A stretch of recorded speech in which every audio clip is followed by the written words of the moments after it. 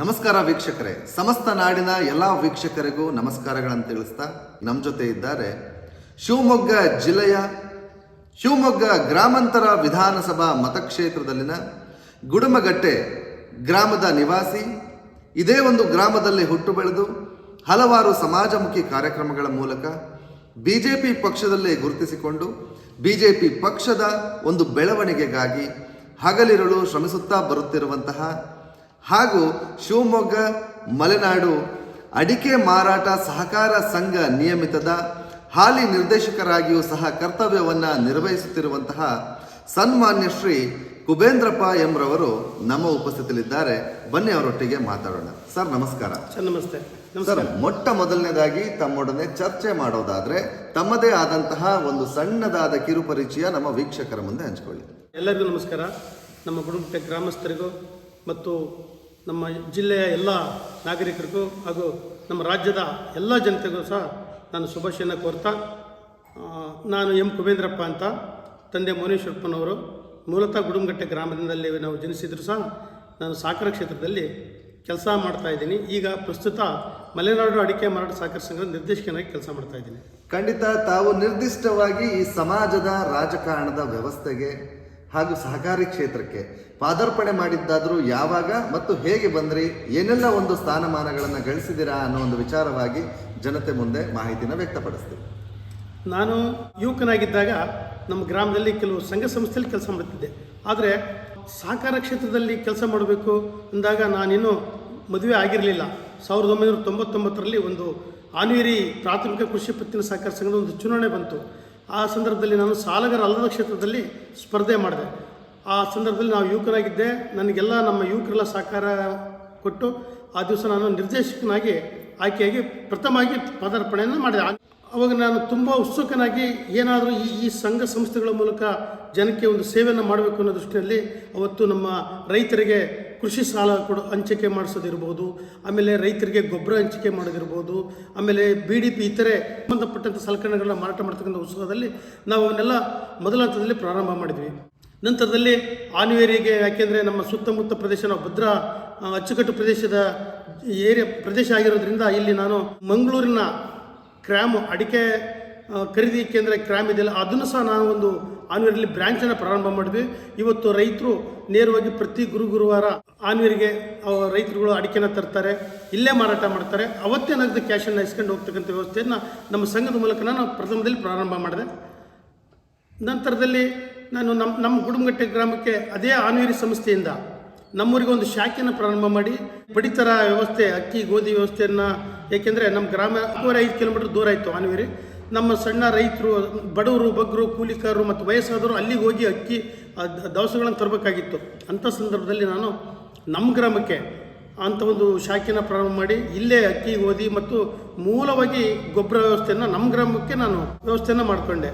ನಂತರದಲ್ಲಿ ನಾನು ಎಲ್ಲ ಕಡೆಯೂ ಹೊರಗಡೆ ಅಡ್ಡಾಡ್ತಾ ಇರೋ ಸಂದರ್ಭದಲ್ಲಿ ಸಹಕಾರ ಕ್ಷೇತ್ರದಲ್ಲಿ ನಮ್ಮ ಗ್ರಾಮಕ್ಕೂ ನಾವೇನಾದರೂ ಒಂದು ವ್ಯವಸ್ಥೆನ ಮಾಡಬೇಕಲ್ಲ ಅಂತೇಳಿ ನಾನು ಮತ್ತೆ ಒಂದು ಹಾಲು ಉತ್ಪಾದಕ ಸಹಕಾರ ಸಂಘವನ್ನು ಪ್ರಾರಂಭ ಮಾಡಿದೆ. ಇಲ್ಲೇ ನಮ್ಮ ಗ್ರಾಮದ ಎಲ್ಲ ಕೃಷಿ ಕಾರ್ಮಿಕರು ಮತ್ತು ಮಧ್ಯಮ ವರ್ಗದ ಎಲ್ಲ ರೈತರು ಸಹ ಜಾನುವಾರುಗಳನ್ನು ತಂದು ಕಟ್ಕೊಂಡು ಇವತ್ತು ನಿಜಕ್ಕೂ ಸಂಸ್ಥೆನೂ ಚೆನ್ನಾಗಿ ಬೆಳೀತಾ ಇದೆ.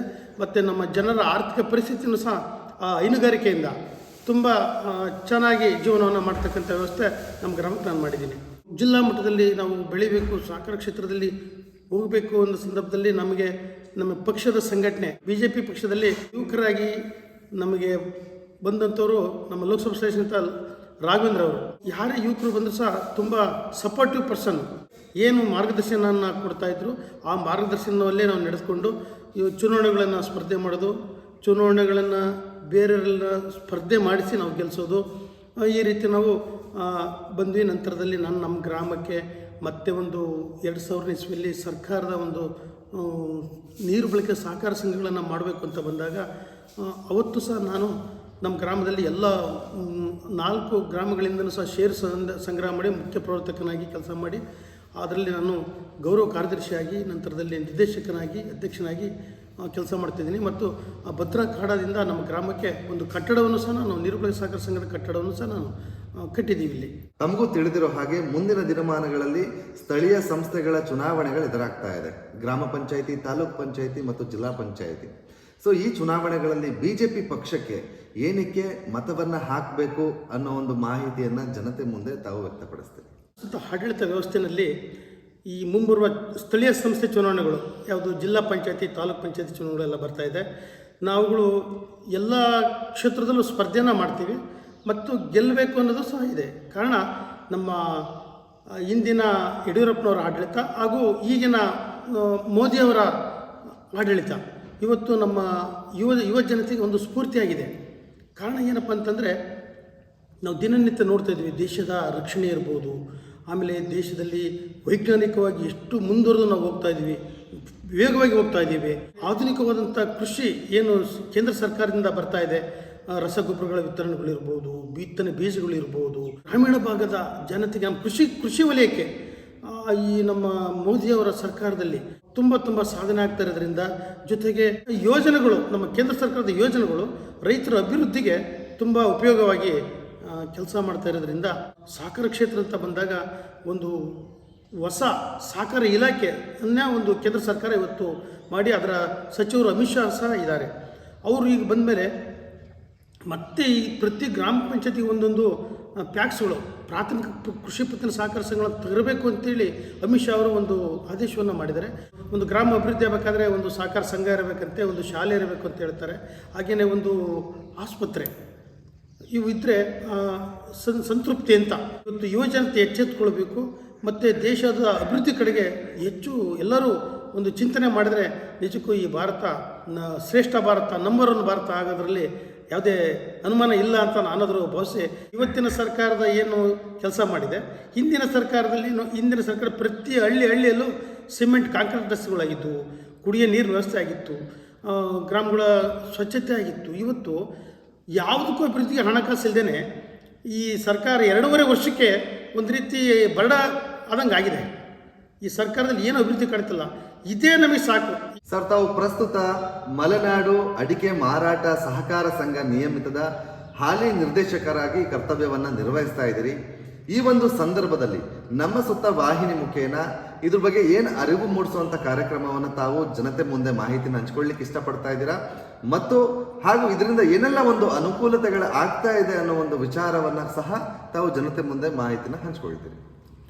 ಸರ್, ಇದು ಮಲೆನಾಡು ಅಡಿಕೆ ಮಾರಾಟ ಸಹಕಾರ ಸಂಘ ಅಂದರೆ ಇದು 1936ನೇ ಇಸ್ವಿಯಲ್ಲಿ ನಮ್ಮ ಹಿರಿಯರು, ಮಲೆನಾಡಿನ ಹಿರಿಯರು ಒಂದು ಸ್ಥಾಪನೆ ಮಾಡಿದಂಥ ಸಂಸ್ಥೆ ಇದು ರೈತರಿಗೋಸ್ಕರ ಅಡಿಕೆ ಬೆಳೆಗಾರರ ಹಿತದೃಷ್ಟಿಯಿಂದ ಈ ಸಂಸ್ಥೆ ಒಬ್ಬರು ಜಿಲ್ಲಾಧಿಕಾರಿಯಿಂದ ಪ್ರಾರಂಭ ಮಾಡಿ ಈ ದಿವಸ ನಮ್ಮ ಈ ಮ್ಯಾಪ್ಕೋ ಸಂಸ್ಥೆ ತುಂಬ ಹೆಮ್ಮರವಾಗಿ ಬೆಳೆದು ರೈತರಿಗೆ ಒಂದು ನೆರವು ಸಹಾಯವನ್ನು ಮಾಡ್ತಾಯಿದೆ.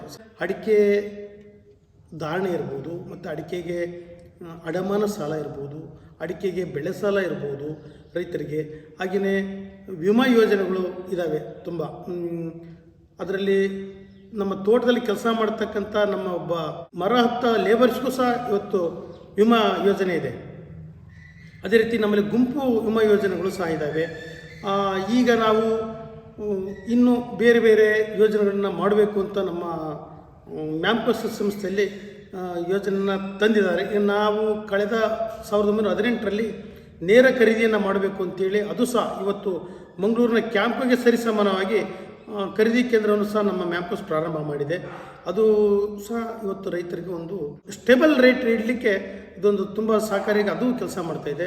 ಹಾಗೆಯೇ ಇನ್ನೂ ಕೃಷಿಗೆ ಯಂತ್ರೋಪಕರಣಗಳ ಸಾಲಗಳ ಯೋಜನೆ ಇರ್ಬೋದು, ಅದು ಒಂದು ವಿಷನ್ ಹಾಕ್ಕೊಂಡಿದ್ದೀವಿ. ಬೆಳೆಗಾರರಿಗೆ ನಾನು ಹೇಳೋದಿಷ್ಟೇ, ನಿಮಗೆ ಒಳ್ಳೆಯ ಧಾರಣೆ ಮತ್ತು ನೀವು ಸಹಕಾರ ಸಂಸ್ಥೆಯ ಮೂಲಕನೇ ಅಡಿಕೆಯನ್ನು ಮಾರಾಟ ಮಾಡಿರಿ ಅಂತ ಹೇಳ್ತೀವಿ. ಕಾರಣ ಹೊರಗಡೆ ದಲ್ಲಾಳಿಗಳಿಗೆ ನೀವು ಯಾರೋ ಅವನು 500 ರೂಪಾಯಿ 1000 ರೂಪಾಯಿ ಆಸೆ ತೋರಿಸಿ ನಿಮ್ಮ ಹತ್ರ ಅಡಿಕೆ ತಗೊಂಡು ಹೋಗೋದು, ನಿಮಗೆ ಅಲ್ಲಿ ಹಣ ಕೊಡದೇ ಮೋಸ ಆಗೋಂಥ ಸಂದರ್ಭದಲ್ಲಿ ಇಲ್ಲಿ ಸಹಕಾರ ಸಂಘದಲ್ಲಿ ಯಾವುದೇ ಮೋಸ ಆಗೋದಿಲ್ಲ. ನಾನು ರೈತರಿಗೆ ಒಂದು ಕೇಳೋದೇನಪ್ಪ ಅಂದರೆ, ನೀವುಗಳು ಸಹಕಾರ ಸಂಘದಲ್ಲಿ ವ್ಯವಹಾರ ಮಾಡಿರಿ, ನಿಮ್ಮ ಹಣವನ್ನು ನೀವು ತಗೊಂಡೋಗ್ರಿ, ಒಳ್ಳೆ ಬೆಲೆಯನ್ನು ಪಡ್ಕೊಳ್ರಿ ಅಂತ ನಾನು ಹೇಳ್ತೀನಿ. ಹೊರತು ನೀವು ಸ್ಥಳೀಯ ದಲ್ಲಾಳಿಗಳಿಗೆ ಕೊಟ್ಟು ಮೋಸ ಹೋಗಬೇಡಿ ಅಂತ ನಾನು ಈ ಸಂದರ್ಭದಲ್ಲಿ ಹೇಳ್ತೀನಿ. ಕೊನೆಯದಾಗಿ ನಮ್ಮ ಸುತ್ತ ವಾಹಿನಿ ಮುಖೇನ ಕಟ್ಟಕಡೆಯ ನಿಮ್ಮ ಕ್ಷೇತ್ರದ ಕಟ್ಟಕಡೆಯ ನಾಗರಿಕ ಬಂಧುಗಳಿಗೂ ತಾವು ಏನು ಹೇಳೋದಕ್ಕೆ ಬಯಸ್ತೀರಾ ಅಥವಾ ಏನು ಕೇಳೋದಕ್ಕೆ ಬಯಸ್ತೀರಾ? ನಾನು ಒಂದು ಪುಟ್ಟ ಹಳ್ಳಿಯವನಾಗಿ ಒಂದು ಎಲೆಮರೆಯ ಕಾಯಿಯಾಗಿದ್ದಂತನ್ನು ರಾಜ್ಯ ಮಟ್ಟಕ್ಕೆ ಪರಿಚಯನ ಮಾಡಿಸ್ಕೊಡ್ತಕ್ಕಂಥ ಕೆಲಸ ಮಾಡ್ತಿದ್ದೆಲ್ಲ ಅದಕ್ಕೋಸ್ಕರ ನಾನು ಪ್ರಥಮದಲ್ಲಿ ನಮ್ಮ ಸುತ್ತವಾಹಿನಿಗೆ ನಮಸ್ಕಾರನ ತಿಳಿಸುತ್ತೇನೆ. ಕೊನೆಯ ಸಂದೇಶ ಹೇಳೋದಾದರೆ ನಮ್ಮ ಜನತೆಗೆ ಮುಂದಿನ ಚುನಾವಣೆಗಳಲ್ಲಿ ಜಿಲ್ಲಾ ಪಂಚಾಯತಿ, ತಾಲೂಕ್ ಪಂಚಾಯತಿ ಮತ್ತು ಯಾವುದೇ ಚುನಾವಣೆಗಳಲ್ಲಿ BJP ಪಕ್ಷ ಬಂದರೆ ಪ್ರದೇಶಗಳು ಅಭಿವೃದ್ಧಿ ಆಗಲಿಕ್ಕೆ ಯಾವುದೇ ಅನುಮಾನ ಇಲ್ಲ ಅಂತ ನಾನು ಭಾವಿಸುತ್ತಾ BJPಗೆ ನಿಮ್ಮ ಬೆಂಬಲ ಮತ್ತು ಮತವನ್ನು ಕೊಟ್ಟು ಗೆಲ್ಲಿಸಿ ಅಂತೇಳಿ ಒಂದೆರಡು ಮಾತು ನಾನು ಮುಗಿಸ್ತೀನಿ. ತಾವು ಕೇಳಿದ್ರಲ್ಲ ವೀಕ್ಷಕರೇ, ನಮ್ಮ ಶಿವಮೊಗ್ಗ ಮಲೆನಾಡು ಅಡಿಕೆ ಮಾರಾಟ ಸಹಕಾರ ಸಂಘ ನಿಯಮಿತದ ಹಾಲಿ ನಿರ್ದೇಶಕರಾದಂತಹ ಸನ್ಮಾನ್ಯ ಶ್ರೀ ಕುಬೇಂದ್ರಪ್ಪ ಎಂರವರು ಆಡಿರತಕ್ಕಂತಹ ಮಾತುಗಳನ್ನು ಇಂತಹ ರಾಜಕಾರಣಿಗಳು ತಮ್ಮ ವೈಯಕ್ತಿಕ ಜೀವನವನ್ನು ಸಹ ಮರೆತು ರಾಜಕೀಯಕ್ಕೆ ಮತ್ತು ಸಹಕಾರಿ ಕ್ಷೇತ್ರಕ್ಕೆ ಬಂದು ದುಡಿತಾ ಇರ್ತಾರೆ ವೀಕ್ಷಕರೇ. ಇಂಥವರನ್ನ ಗುರುತಿಸಿ ತಮ್ಮ ಮುಂದೆ ಇಟ್ಟಿದ್ದೇವೆ. ನೆನಪಿರಲಿ ವೀಕ್ಷಕರೇ, ಆಯ್ಕೆಯು ನಿಮ್ಮದೇ, ನಿರ್ಧಾರವು ನಿಮ್ಮದೇ, ಭರವಸೆ ಮಾತ್ರ ನಮ್ಮದು ಅಂತ ಹೇಳ್ತಾ ಮತ್ತು ಚುನಾವಣೆಗಳ ಸಂದರ್ಭಗಳಲ್ಲಿ ತಪ್ಪದೆ ವೋಟನ್ನು ಮಾಡಿ ನಿಮ್ಮ ಹಕ್ಕನ್ನು ದಯಮಾಡಿ ಚಲಾಯಿಸಿ. ಜೈ ಹಿಂದ್, ನಮಸ್ಕಾರ.